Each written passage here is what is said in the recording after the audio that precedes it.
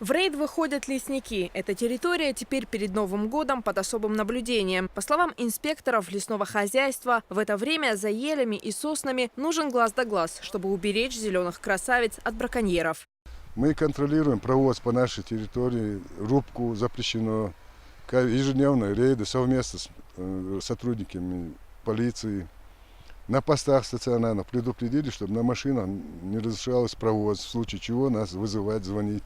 Мы глав администрацию предупредили, проводили беседы в мечетях, в школах с учениками, что это ценные породы, их нельзя трогать. В предновогодние дни стражи государственных рубежей помогают лесникам охранять хвойные деревья. Возможно, именно поэтому в этом году, по словам специалистов, не зафиксировали ни одного факта незаконной вырубки. Хотя попытки все же были. Участковое лесничество, руководители на местах хорошо работают, они выполняют свою работу хорошо, поэтому у нас не было ни одного случая зафиксировано ни в прошлом году, ни в позапрошлом году незаконного вывоза наших хвойных деревьев.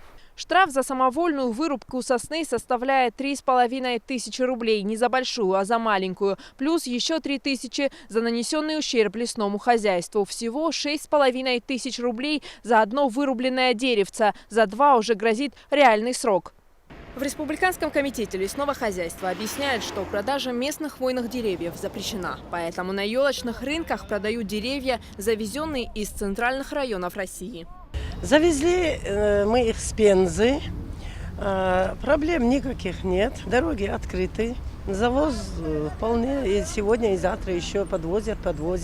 Елки у нас недорогие, по крайней мере, мы стараемся, чтобы в каждом доме дети радовались, чтобы у каждого в нашей республике стояла елка украшенная, красивая. В каждом районе также были установлены торговые палатки, организованы так называемые ярмарочные базары по реализации новогодней мишуры, игрушек и украшений. Можно целыми днями стоять на наблюдательной вышке с биноклем, но деревья так не спасти, утверждают лесники. Чтобы сохранить это богатство, они просят людей ходить за новогодней красавицей только на организованные елочные базары, а то и вовсе купить искусственную елку один раз и на много лет. Земфира Лулаева, Тимур Булат Баканаев, Руслан Яхьяев, Луиза Юнусова. Новости.